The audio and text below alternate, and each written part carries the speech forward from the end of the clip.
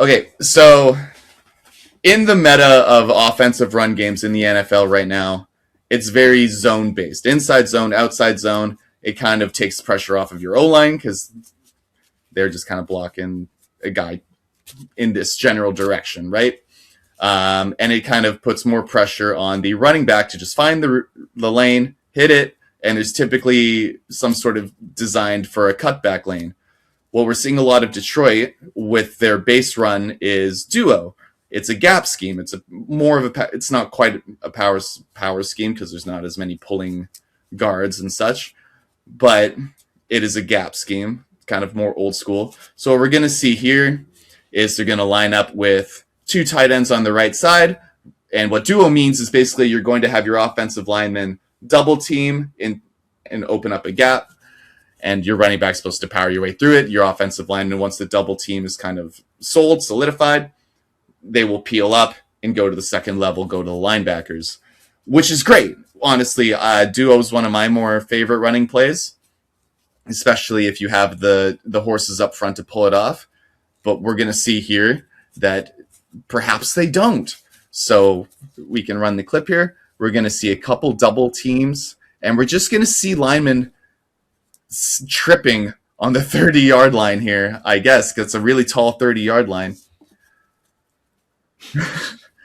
So we're going to see the right guard try and double team into the nose tackle, and he's just going to fall down. Right guard as well, also going to take a false step and end up on the ground as well. And if you're, it's Gibbs here. It's just a really tough place for him to live. There's just no hole. The line just gets absolutely pushed back, which if you're going to run duo, is you can't have happen. If you're living and dying on double teams, there's no reason for an NFL offensive line to get pushed back like this.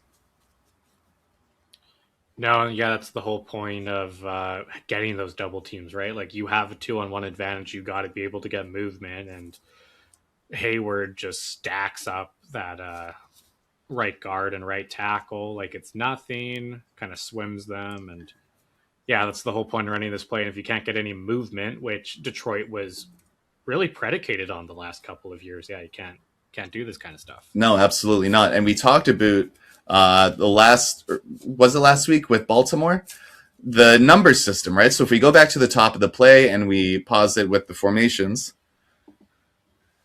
So if we look at numbers, so in my kind of schematic mind, the center and the first person over the line of center, so that would be number 94 here. We cancel them out, so we look everything to our left here. So Detroit, we got 1, 2, 3, 4 blockers. Pittsburgh has 1, 2, 3, 4 defenders. Numbers should be fine. We should be able to run this play effectively well, especially if our double teams work and we go to the next level. So there's no reason why numbers aren't an issue in this play, like they were with Kansas City, like they were with the Ravens.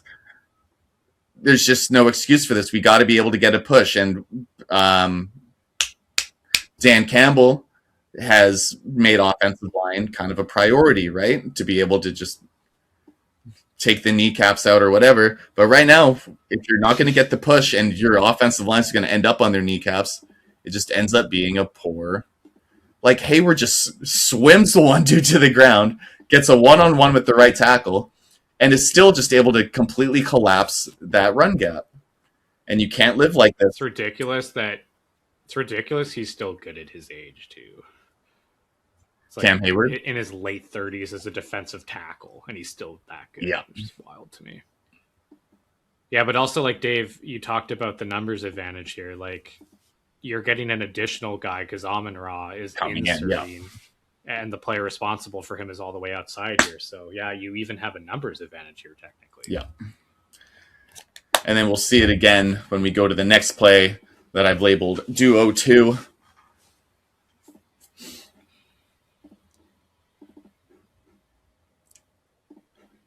Very similar thing. We're on the goal line now. We're going to see a duo that double teams work a little bit better. Nobody ends up on their knees. We still have the numbers game pretty well. We're in a 2 tight end set to the right. but the double teams are just completely ineffective, and there's no push. And once again, Gibbs is kind of stuck. He tries to cut outside, find a lane, and there's just nothing there. You don't have the strength. The body's on the outside on duo here. Like, yeah, St. Brown comes in, or is that Tesla? I thought St. Brown. I think it's Brown too. Yeah. But he doesn't have kind of the strength on the outside with the tight ends to hold like an Alex Highsmith type player, right? No. But this has kind of been the bread and butter of what's been ailing. I guess not bread and butter. What's the opposite of bread and butter? That's been ailing the Rams right now, or not the Rams, excuse me. I still think Goff plays for the Rams apparently. With the Lions, is that they're getting in these tough situations, and Goff is still slinging it very well, but we're getting in these situations where it's falling completely on Goff to move this ball. And I'm a huge Goff guy, and I've made no secret of that. But if we can't pick up any yards in the previous play, which is at midfield, and we can't get even closer to the end zone when we have the numbers advantage running a power run play like duo, it just puts you in a tough world. What do we got here? Duo counter. And so before we start this play, one thing I want to talk about is you need to have some sort of you can have answers built into your running plays, right?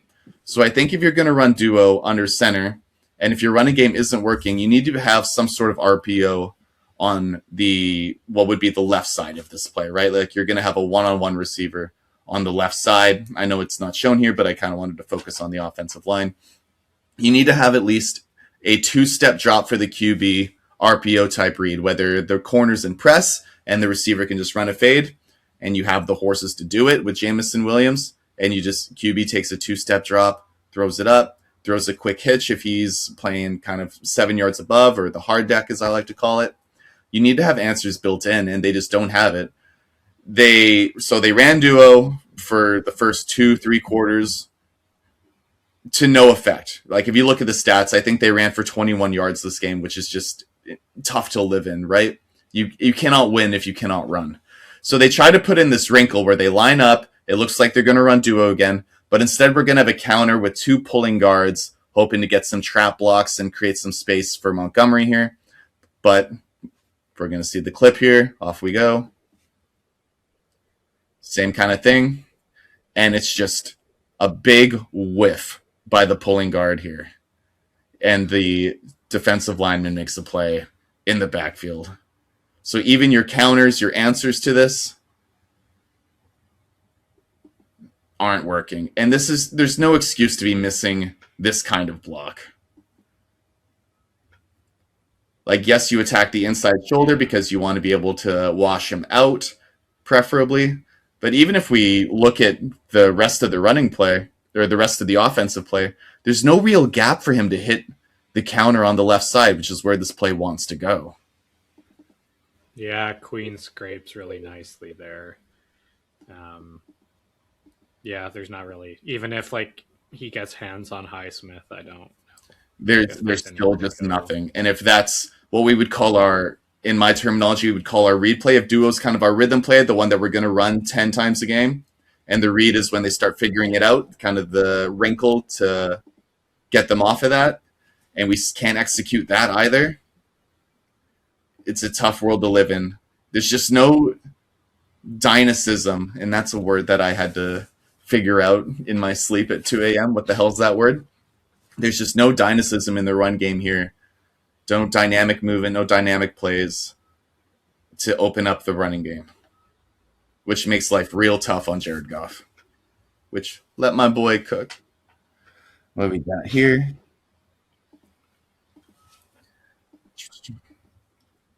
No respect. No respect. So we're in a 3rd and long situation because we're backed up on our goal line. We had 2 run plays. Well, we had a 1 run play that went for nothing. We had a screen play that went for nothing. What we're going to see here, they're going to take a deeper routes because we want to pick up the first down. Nick, what's the first thing that you tell your linebackers as a defensive coach to do?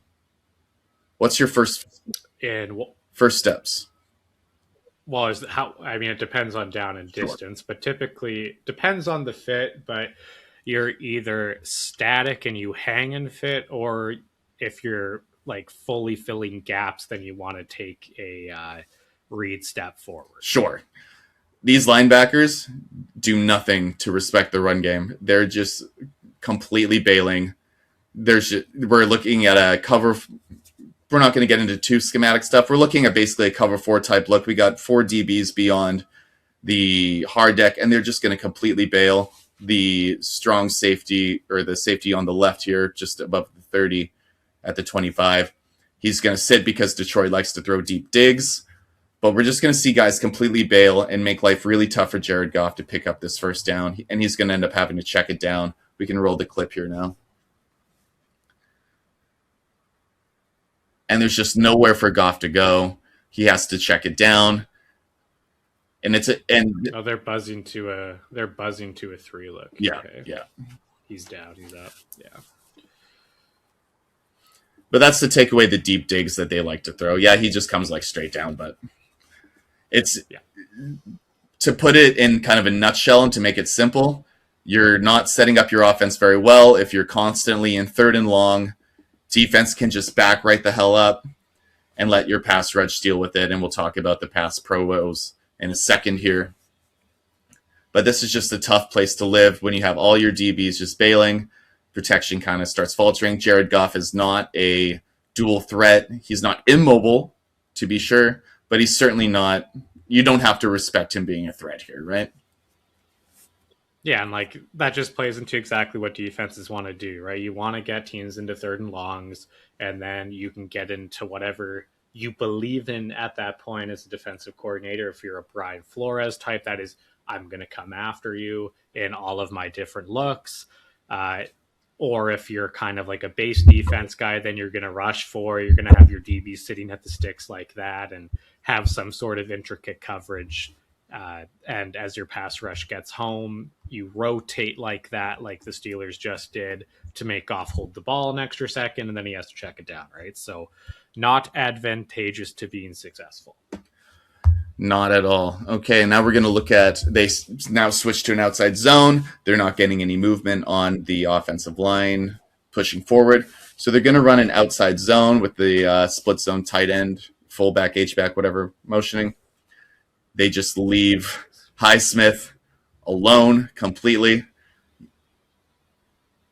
And he just... Which is not abnormal on this scheme. It's not, which is fine, but you need to have some sort of threat to hold him, right? Because if he just comes screaming off the edge, especially a player like that, but I would say any average, you could put Cameron Thomas in this position, and he's probably making this play as well. As I said, Goff isn't exactly a threat to take off, so you don't have to think that maybe there's a running threat, but at least have some sort of idea of a threat of a naked boot to the other side.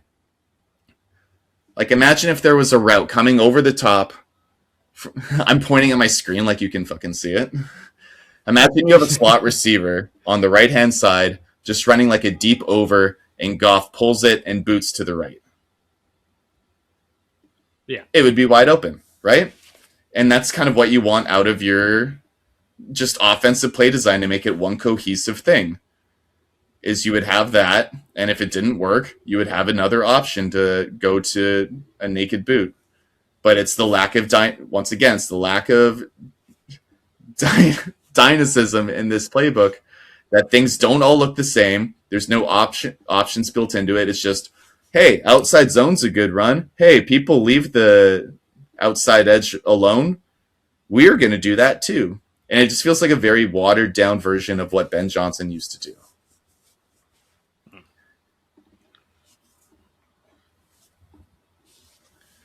Then we go to pass pro. Right. So I'm going to talk about Taylor Decker and how I feel like he might be done. As sad as it is to say, I think he's falling off. And yes, he's going against a great player like Alex Highsmith, but Taylor Decker being the left tackle here, he's going to set in a pass pro. And so that's not the one I was talking about. But either way, so they run a fairly basic stunt, but it should have 4-on-3 numbers if you're on the offense with Jahmyr Gibbs staying in to block. Yeah. But they do not block this stunt very well at all. There's a delayed blitz from the safety, and he just comes screaming in. No one's able to pick him up. But we have three guys on the left edge on, I believe it's either Highsmith or number 97. It's tough to tell right now. Yeah. But three guys end up on him. On the defensive tackle who ends up crossing the left guard's face. And it just makes for such an easy blitz. Yes, it's a good scheme from Pittsburgh, but as a well-coached offensive line, and we wouldn't see this from Detroit in previous years, you got to be able to protect the QB here. This is what It's a pretty good. Go ahead. Pretty good violation of protection here because this is the slide side, right? So they're going C, B, A, and then Gibbs is free. I'm assuming that typically when you're half slide, this guy's going to go to the right because you're going to man up. So it would be right guard on the 3 tech here, and then Sewell pushing to Sawyer. Obviously, Sawyer drops. So good design here. But he is scanning this way, so that's interesting. But yeah, like this is just a miscommunication, right? Like Gibbs has to take Duggar here because into the B gap here, the guard has him solidified, right? You're as a back, you're not helping on a massive D tackle like this, No. right? Like you kind of can, but this needs to be passed off. And then Gibbs needs to be here or vice versa. But it looks to me like he's the B gap guy, so Gibbs should be here if the extra guy's to that side. Again, not in the room, so don't know for sure, but that's typically how teams do it. Yeah. Not great. No, Gibbs gets caught in no man's land. You're not going to be able to make a play on Duggar from there. And it's kind of what you wanted to see out of the Ravens defense, right? Like teams. No, 100%. Exactly what I wanted to see. Yeah. So this is where I talk about how Decker might be getting a little long in the tooth, might be a little cooked. It's just going to be a straight pass pro, and he's just going to get put on skates and just get moved completely around. Goff doesn't have the mobility to make a play out of here. He overextends trying to jump and reach to the to Alex Highsmith, I do believe that is. And he just gets ran completely around. And Goff has no time to throw. The rest of the O-line doesn't really hold up either. But that's a tough. Yeah, now he's got to step. But that's a tough place to live.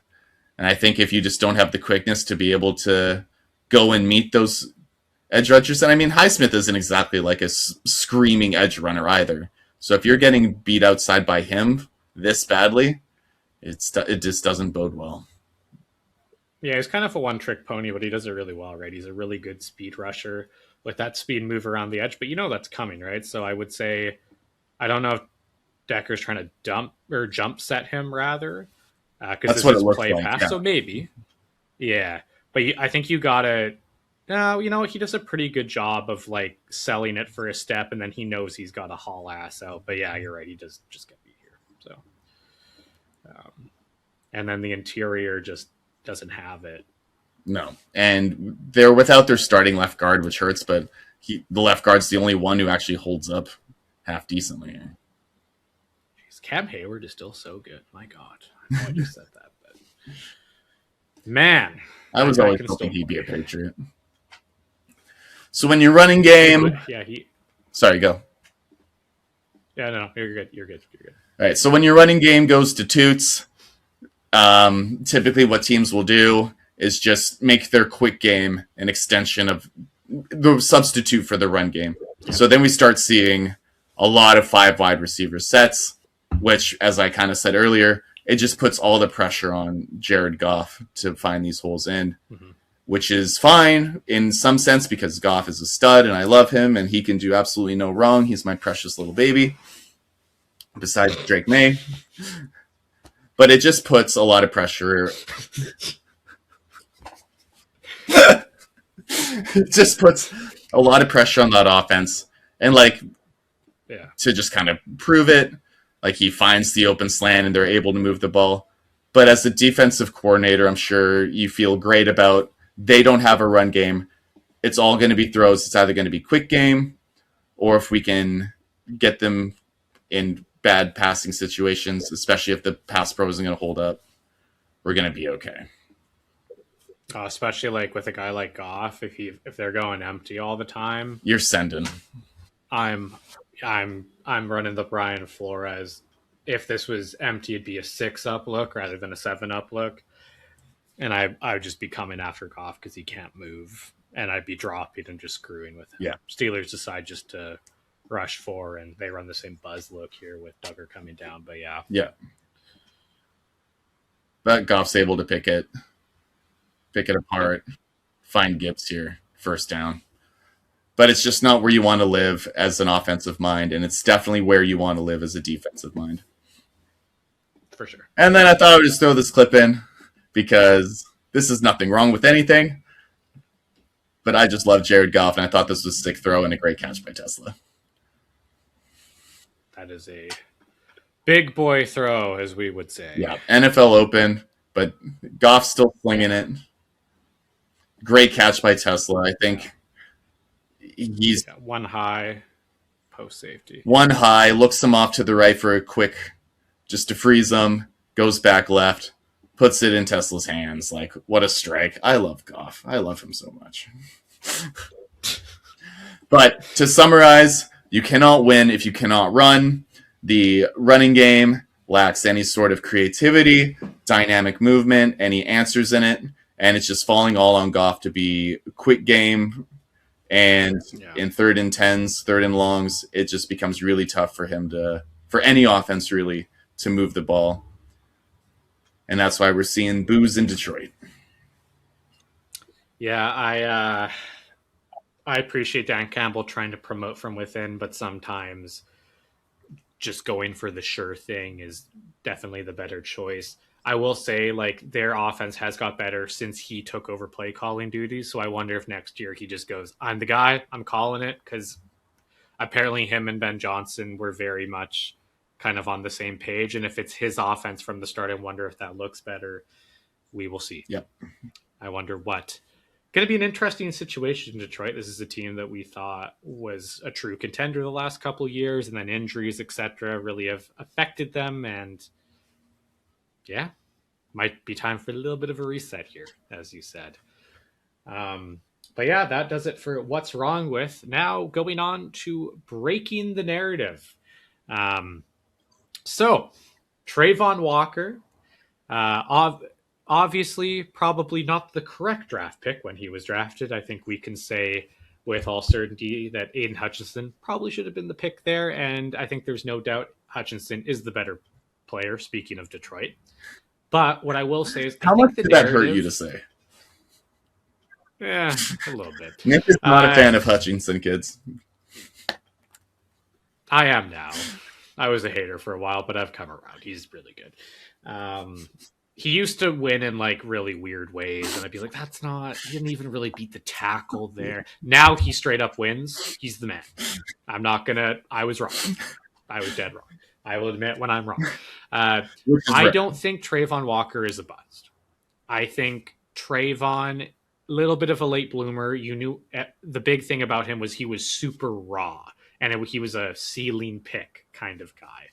I think with Travon, he was kind of misused for the start of his career, but now Dave Campanelli is doing an incredible job what a beautiful of name. using him in the proper way. The Jaguars defensive coordinator. So great. Travon is kind of your guy where on early downs, you want him outside against the run because he knocks up tackles and tight ends that they can't block him. He gets extension. Also, he struggled this year early on because he hurt his hand and had a club and couldn't get extension and with that hand, so that hurt him. Now he's starting to heal. In the last couple of weeks, he's looked exceptional. So on early downs, that's what you want him doing. On passing downs, I think he's better inside of the 3 technique or as an inside stunter from the outside. We'll show some clips here. He's starting to win on the edge too, and he was going against Mike McGlinchey this week of the Denver Broncos and looked really good. He put him on skates a couple times, and I do think he's getting better at that, but I want to see him inside more, and when they've been doing that, he's been effective. So we will go to that in just a sec here. First clip here. So, In the past, the big issue with the Jaguars has been they haven't had an additional edge. Like they had Caleb Von Chase on, who really struggled. Now I know he's really started to pick it up and stuff like that, but having Gardeck in here has just made a huge difference. He's just a solid presence on the edge, and that's allowed Jacksonville to move Travon inside on true passing downs. Now you have Josh Hines Allen and Travon on the same side here. This is kind of scary from an offensive perspective here. So here's Travon against a guard. Absolutely no chance. No sack, obviously, on this play, but he wins really quickly. Like, let's count here. Ball snap, 1,000, 2,000. That's about as fast as a win as you're going to get inside. Yeah. Little like basketball Euro step move, little inside club, get off me.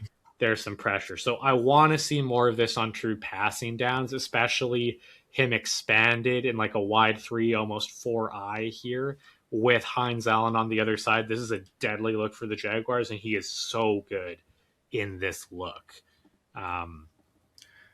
Euros, both delicious and great pass rush moves. This is the wrong. That was the one I meant to delete. Label your clips, brother. Yeah. Yeah. Okay, here is Travon on the outside here, going against a very stout right tackle. Pushing the pocket, Nix is forced to check down right away. But again, this is with the defensive tackles of the Jaguars doing a good job collapsing the pocket. This is a pretty quick win, right? So 1,000, 2,000. He's right at you got to check it down right there. Seconds. Yeah. Exactly. Converged by 3 Jags. Travon, this is a win here for him as well. Starting to get a lot better and really come into his own, even on the edge. Mm-hmm. I do think he's more effective inside on passing downs, but he can still do it from the edge. All right. From the edge again, Jaguars in an all-out 0 look here. This actually ends up being a touchdown, I believe. But look at this. Look at Travon on this inside stunt. He's going to hit the tackle here and just absolutely bitch him. Bang. On his butt, right? Like, he's so strong at the point of attack. If they use him more in this way rather than, hey, Travon, just go win on the edge, he's so effective and he's such a weapon to utilize here. Obviously, this ends up being a touchdown. I'm a big hater, but that is a great throw by Bo Nix. Yes, it definitely is. And if you're forcing QBs to make throws like that, like as a defensive lineman, you're doing your job. Absolutely.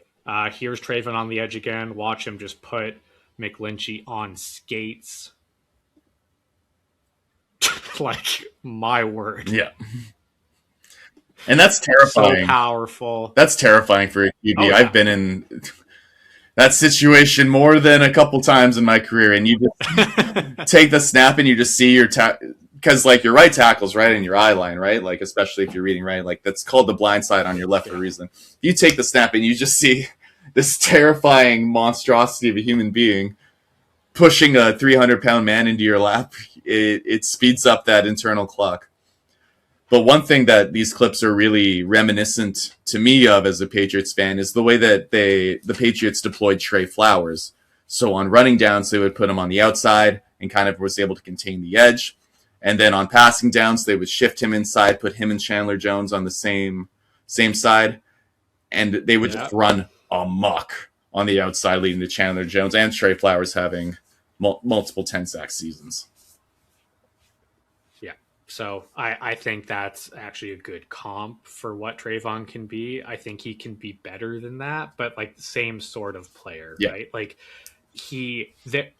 I know people might not value like being able to set a pick in the stunt game, but because he's so powerful, he's just going to absolutely open up lanes for defensive tackles or linebackers for that matter, stunting back outside or vice versa, right? Like that is actually very, very valuable. He's good at that. He can win one-on-one inside, and you're starting to see him win on the edge now. He's not a bust. He's a little bit of a late bloomer.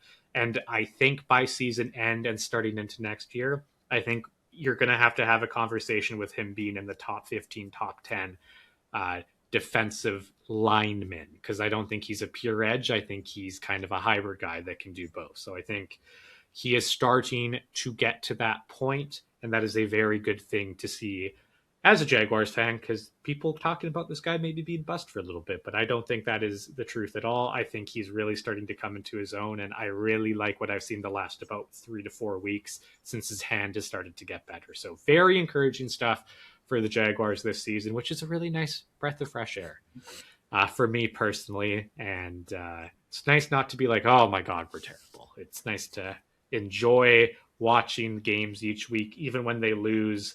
They are competitive in every game, and they have a chance here with being the 3rd seed currently at 11-4. They can win out, maybe get a loss from the Broncos. They obviously have the tiebreaker of the Broncos. Could be the 1 seed if the Patriots can lose too. Wouldn't that be quite the turnaround? And maybe Liam Cohen gets his coach of the year if that occurs. So we will see. We will see. That'll do it here for us today. Another long episode, hour 11, hour 12-ish. Not bad, Dave. Great week of football. We will be back next week, but we hope you guys enjoy your holidays. Christmas here coming up on Thursday. So happy holidays, Merry Christmas to those who celebrate, and we will see you guys next year. Probably Week? It'll be next year. It'll be in the new year. Oh, will it? It'll be in the new year. We'll see. Maybe we'll do a Christmas Eve, or sorry, a New Year's Eve thing. But we will be back next week, either in the new year or just before. We'll keep you guys guessing, but we'll be back nonetheless. Thank you for joining us on the Film Grinders podcast. I'm Nicholas Hauka for David Hollinshead. Thank you for tuning in, guys.